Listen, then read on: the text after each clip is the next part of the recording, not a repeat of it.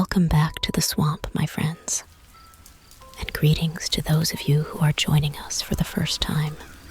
Today, I'll be sharing some creepy and allegedly true encounters with unexplained creatures that will undoubtedly send shivers down your spine. Whether you find yourself strolling through a city park or venturing deep into the woods, these cryptic creatures seem to appear at all hours and in all locations, creating an eerie sense of unpredictability.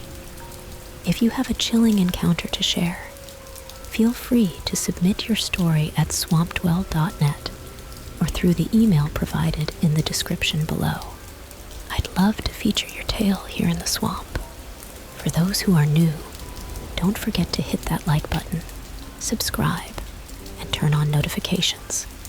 I upload multiple videos each week, so stay tuned for more creepy and allegedly true cryptid encounters.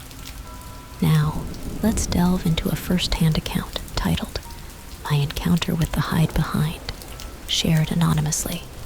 This spine-chilling incident took place in Kansas City when the narrator was just 19 years old. In this seemingly quiet town, where excitement is a rare occurrence, our storyteller experienced something beyond belief. Growing up with a fascination for cryptids and monsters, the narrator had read countless stories about these mysterious entities. However, it was only on this particular night that they had a first-hand encounter. Even though they had always longed to witness the likes of the Wendigo or Dogman, they never imagined the encounter would be this close to home.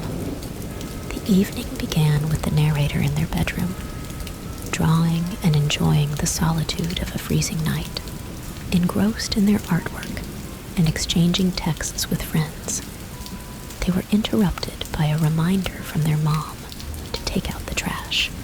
Despite the bone-chilling cold, the narrator ventured outside to fulfill this mundane task, unaware that this routine chore would plunge them into the supernatural.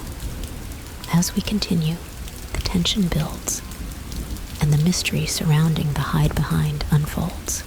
Stay tuned for the next installment as we navigate through this eerie encounter, leaving you on the edge of your seat, ready for the next spine-tingling revelation. As the chilling tale unfolds, we find our narrator on an autumn night, reluctant to brave the cold and take out the trash. The late hour, around 11 o'clock to 11:30 p.m., shrouds the surroundings in darkness, leaving the narrator and their dog, Scout, seemingly the only ones awake in their large family home. With the duty of handling 5 trash cans for the garbage truck, the narrator finally dons their jacket and descends the stairs. Scout, the vigilant canine companion, is already fixated on something outside. Initially dismissing it as a raccoon, the narrator proceeds with their task, unaware that Scout's attention hints at something more ominous. Walking past the dog beds, the narrator hears a scrabbling noise, akin to something descending a tree. The sound, echoing through the quiet night, hints at a sizable creature. Pausing near the garage doors, the narrator spots a figure peeking from behind a tree. The darkness obscures facial features, revealing only a tall, emaciated silhouette. Intrigued but cautious, the narrator, known for their friendly nature, decides to address the mysterious figure, politely asking whether they are a sir or ma'am, and questioning their purpose at such an hour. The narrator receives no response. The enigmatic figure remains motionless, with only the outline visible against the night. As the encounter intensifies, the narrator's apprehension grows. The stranger's breath forms small clouds in the cold air, adding an eerie layer to the already unsettling scene. With their left arm wrapped around the tree trunk. The stranger maintains a foreboding presence. The narrator, unable to discern details due to the darkness, begins to sense that this encounter is far from ordinary. The tension in the story thickens, leaving us hanging on every word. What unfolds next in this mysterious encounter with the Hidebehind? Stay tuned as we delve deeper into the narrative, uncovering more unsettling details that will keep you on the edge of your seat. As the mysterious encounter continues, the narrator finds themselves alone in the near pitch-black night, facing the perplexing aftermath of the figure's sudden disappearance. Having momentarily turned away to position trash can number 3 with the others, the narrator is baffled when they turn back around. The enigmatic figure has vanished without a trace or sound.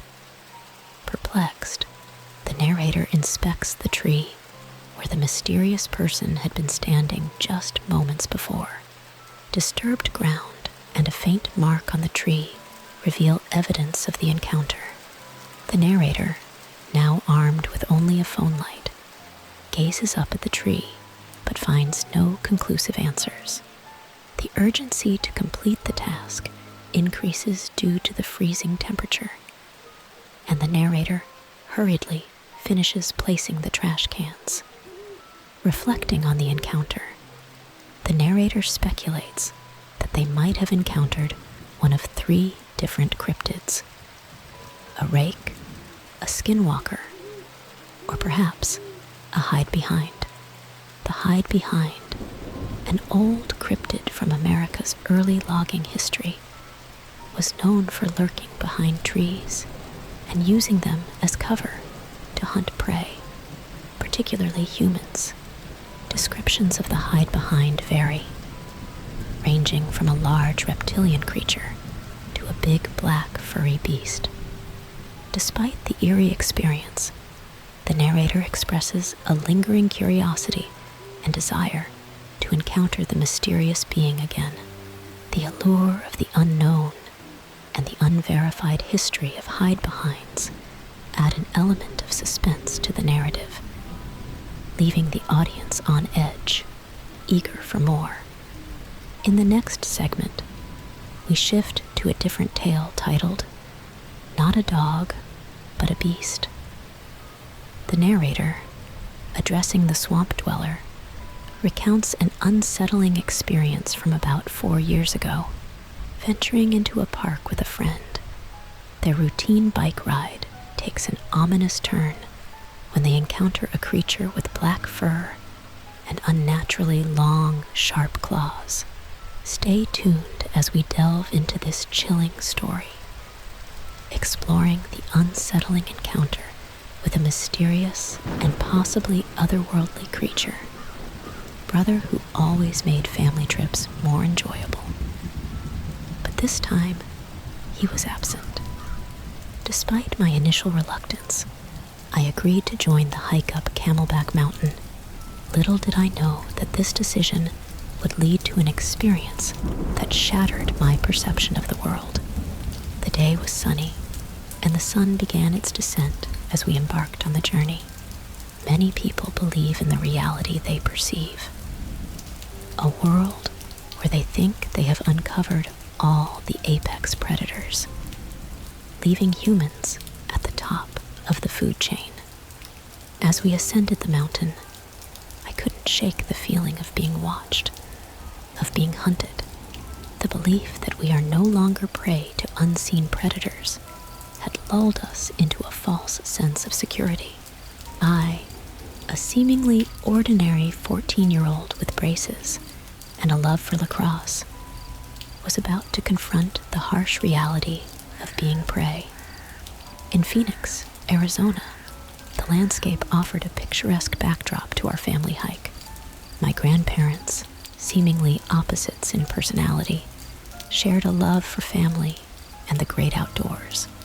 Lucy, their enigmatic rescue dog, accompanied us, with fur resembling that of a fox and characteristics reminiscent of a German shepherd. Lucy's true breed remained a mystery. The trek up Camelback Mountain unfolded, and my unease grew. The serene surroundings clashed with the rising sense of dread. I reflected on the predators we believed we had conquered. Sharks, orcas, bears, wolves, and large cats. Yet there, in the quiet majesty of nature, I felt a predator's gaze fixated on me. The following morning, the family embarked on another walk, and Lucy remained a loyal companion. As the narrative unfolds, the juxtaposition of the picturesque scenery with the underlying tension sets the stage for a gripping tale.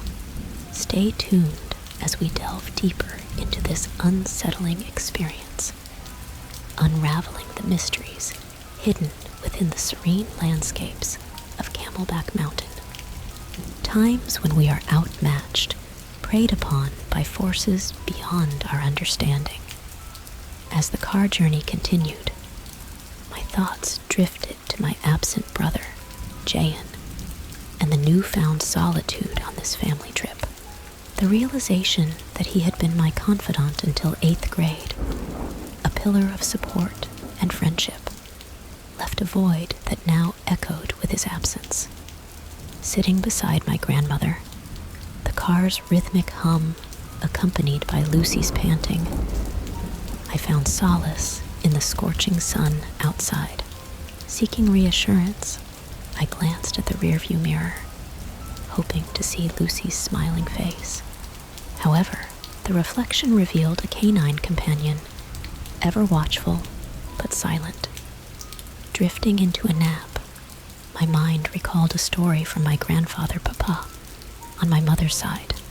Papa, a Vietnam War veteran, shared tales of creatures lurking in the jungles, more menacing than enemy soldiers. His stories, at times unsettling, included survival tips that now echoed in my consciousness. Papa's words resonated with a warning. If ever stalked, do not run, for prey runs. A chilling directive urged me not to scream, as prey's screams could attract unwanted attention. Most importantly, I was advised never to meet the gaze of the stalking creature, as this act could be perceived as a challenge. As the car journeyed on, the ominous atmosphere heightened, setting the stage for an unfolding tale of survival and the unexplored mysteries hidden within the landscapes of Camelback Mountain. Join me as we venture further into this unsettling narrative, where the echoes of Papa's wisdom take on a newfound significance in the face of an unseen and mysterious predator. Grandmother, trying to shake off the growing unease. However, Lucy's heightened senses couldn't be ignored, and her alert posture added to the sense of impending danger. The trail, seemingly serene, harbored the potential for encounters with various creatures native to the Arizona mountains. Black bears, mountain lions, elk, deer, javelina, coyotes, and antelope were just a few of the inhabitants that coexisted in this arid landscape. As we continued our trek, the idyllic surroundings clashed with the growing dread within me. Attempting to dispel my unease, I engaged my grandmother in idle conversation. The mountains, though seemingly barren at first glance, revealed pockets of life with arid trees and cacti forming a unique desert forest. The vibrant blue skies and the almost scorching heat contributed to the beauty of the hike. Despite the picturesque setting, Lucy's behavior persisted in signaling a potential threat. Her ears were alert, and her body low to the ground, indicating heightened awareness. The sense of dread intensified, and I couldn't shake the feeling that something was watching us, stalking from the shadows of the Arizona mountains. Guided by Lucy, we pressed on, the trail winding through the landscape. The paradox of the beautiful day and the mounting tension created an atmosphere of uncertainty. Join me as we delve deeper into this gripping tale, where the serene beauty of Camelback Mountain conceals the unseen threats that lurk in the shadows, awaiting their moment to strike. My grandmother and I were inside the car. The sense of dread lingered, and my mind raced with the image of the mysterious creature lurking behind the cactus, its eyes void of light, and its hand adorned with ominous claws. Attempting to conceal my fear, I took a deep breath and broke the silence. "Grandma, I'm really not feeling well. Maybe we should head back home and rest." To my relief, my grandmother agreed, though there was a hint of disappointment in her voice. Lucy, still on high alert, occupied the back seat of the SUV. The journey back was filled with an unshakable feeling of dread, the weight of the unknown pressing down on us. I maintained my position, strategically placing myself between the perceived threat and my grandmother. Upon reaching the safety of the car, the desolate trail stood as a stark contrast to its usual popularity. No other hikers were in sight, an eerie realization that amplified the ominous atmosphere surrounding us. Lucy, hesitant to leave her vigilant post, kept a watchful eye outside the vehicle.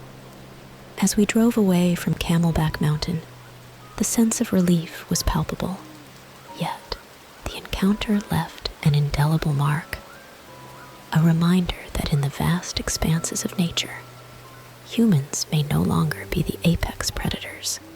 The dread, the feeling of vulnerability, lingered as a haunting reminder of an encounter with a creature that defied explanation.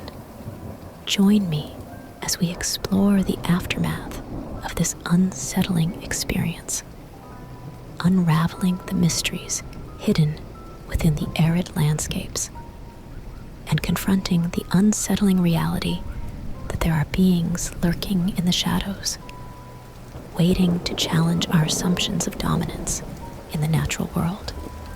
Decided to shine our flashlights towards the source of the noise. To our shock and disbelief, we witnessed a creature that defied explanation. This wasn't some elaborate prank. This was the Michigan Gator Man. The creature, illuminated by our flashlights, stood on two legs and had the unmistakable features of an alligator. Its eyes gleamed in the darkness, reflecting an eerie glow. The growling persisted, sending chills down our spines. In that moment, skepticism gave way to raw fear. The legend that once seemed like a town joke now stood before us, a creature that challenged the boundaries of our understanding. Panic set in, and we quickly retreated, scrambling away from the creature and back towards the safety of our homes. In the aftermath of this encounter, the town's whispers took on a newfound gravity. The legend of the Michigan Gator Man, once dismissed as a local prank, now carried a weight of truth. The quiet beach town harbored secrets, and the creature that prowled its shores was no longer a mere legend. As the tale unfolds, we find ourselves caught between the unsettling reality of the Michigan Gator Man and the enigmatic encounter in the Arizona mountains. Join me as we delve deeper into these mysterious narratives, unraveling the threads that connect the supernatural with the natural, blurring the lines between legend and chilling reality. A sudden chill down his spine, he looked at me with wide eyes and whispered, "Did you hear that?" The night had become eerily quiet again, with no sounds of crickets or distant voices. The waves of Lake Huron seemed to hush once more. We strained our ears, and that low, growling sound from the previous night returned, sending shivers down our spines. My cousin, Kurt, pointed towards the source of the sound, and there, in the darkness, two yellow glowing eyes grew larger as something approached. The air became charged with tension, and the once lively atmosphere shifted to one of palpable fear. The disruption of our senses was momentarily halted by the crash of fireworks, drawing our attention away from the approaching creature. When we turned back, it seemed to have vanished, leaving us bewildered. As we resumed watching the fireworks, an unexpected intrusion occurred. Sand flew over our heads from behind, prompting us to pivot and discover a figure of a man standing in the darkness, illuminated sporadically by the fireworks. His skin seemed to glow, and his appearance appeared almost reptilian. The grand finale of the fireworks illuminated the beach once more, and in that brief moment, we saw a splash in the water. The peculiar man had disappeared. After the unsettling encounter, we returned to the beach the following day, armed with curiosity and caution. Bringing our dog along, we discovered gator tracks leading from the sand to the water. A piece of driftwood in the water exhibited strange scratches and bite marks. The dog's reaction, growling and refusing to approach, heightened our unease. That night, driven by a mix of curiosity and recklessness, my cousin and I returned to the beach for an evening swim and to investigate the gator man. The atmosphere was tense as we combed the area with our phone flashlights. However, the search yielded no significant findings, and we decided to take a swim. Our carefree evening took a chilling turn when my cousin felt an unexplained chill down his spine. The silence returned, and the ominous growling sound filled the air once more. Stay with me as we dive deeper into the mystery of the Michigan Gator Man, unraveling the secrets hidden within the quiet town of Caseville, Michigan, and confronting the enigmatic creature that defies the boundaries of belief. Hearing something walking around out by the lake, I thought maybe it was a neighbor's dog or a coyote. Maybe. But it was much too large to be either of those things. So I shined my flashlight out there, and what I saw made my heart race. It was a large, hairy creature walking on two legs. I couldn't see its face, but it had pointed ears like a dog. It was walking towards the lake and didn't seem to notice me, so I watched it until it got to the edge of the water, and then it turned around and walked back. Into the woods, my granddaughter was visibly shaken by what she saw, and I decided to investigate the area. Later that day, I found large footprints near the lake that resembled a mix between a dog and a human footprint. It was unnerving, to say the least. We haven't had any livestock go missing, and we haven't seen the creature since. But my granddaughter is still scared to go outside alone at night. And frankly, so am I. I'm sharing this story in the hopes that someone else in my area has had a similar experience, and we can figure out what this creature is and how to deal with it. Thank you for taking the time to read my story, and I appreciate any insights or advice you or the Swamp Dweller community may have. Walking to the front yard, I saw something huge and white. At first, I thought it was a dog, but as I got closer, it looked more like an old, skinny, and bad-shaped grandpa. Strangely, it was moving on its hands and legs, then suddenly stood up on its back 2 legs. Startled, it glanced around and noticed me. Without hesitation, it sprinted towards the barn, moving unbelievably fast. I rushed inside to find Mama Pam and questioned her about the bizarre encounter. She admitted seeing the creature, but couldn't discern its facial features. The darkness made it impossible to identify any details, except that it appeared bald. My eyes widened with shock as I described it as a crawler. Astonished that she hadn't alerted me or my husband, Pam explained that, in her 11-year-old mind, she didn't perceive it as harmful due to its frail appearance and difficulty walking on all fours. She mentioned its jerky movements when on all fours, but marveled at its agility when standing on 2 legs. I insisted it was dangerous, but she initially thought otherwise. However, her fear grew when she witnessed its lightning-fast sprint towards the barn. Convinced of her sincerity, I learned she had been genuinely scared and slept with us for the next few nights. Now, haunted by the encounter, I seek answers from fellow swamp dwellers. Have any of you encountered similar creatures in Mississippi, Tennessee, or Alabama? My daughter, who engages in outdoor activities, is now hesitant to venture outside. I fear for her safety. Can anyone shed light on these mysterious beings that stalked our campsite? By MJ, a terrified mother who now fears going outside alone. Hello, swamp dweller, and anyone listening. This is the first story I've ever submitted, and it's been bothering me for almost a year. In June of last year, I was camping in the remote areas of Arkansas with my boyfriend James and his friend Lane. We were enjoying our time by the creek, building a fire and listening to music. As the night progressed, we indulged in some drinks, setting the stage for the eerie events that followed. Unbelievable, but trust me, it was just as incredible to us at the time, and we were there.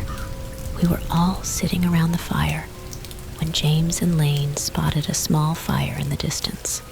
It was strange, as we hadn't noticed anyone camping nearby all day. Despite the oddity, we continued enjoying ourselves until we decided to call it a night around midnight. I remember waking up a little later, feeling immediately confused and frozen with fear. The darkness surrounded us as I turned to James, who was already sitting up and listening intently. Outside the tent, I heard sticks cracking just beyond the tree line, indicating the presence of either a person or some creature. Unsure if it was a bear, a wendigo, or something inexplicable like a spaghetti monster. We sat up frozen, in silence, debating whether we should be afraid. Suddenly, I heard someone attempting to open my car door. Fortunately, it was locked. 2 distinct pulls on the handle were followed by urgent whispering. James and I thought it must be people at this point, considering Lane was alone in his tent about 15 feet away. We waited with bated breath for whoever it was to leave. My fear escalated when the voices started whispering. They sounded human, yet the back and forth nature made them seem almost ethereal. The whispers began with comments like, "This was a bust," and "These guys didn't have anything suitable to steal," creating an eerie atmosphere.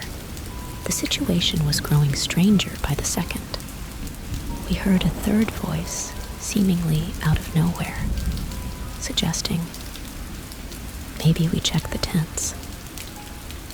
Frozen in fear again, we anxiously waited, and my relief was palpable when I heard their heavy footsteps approaching the fire we had noticed earlier.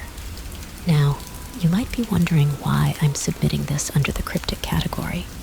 Well, that's because in the morning, as we inspected the surroundings for footprints, or any traces. There were none. No footprints, no shoe prints, nothing.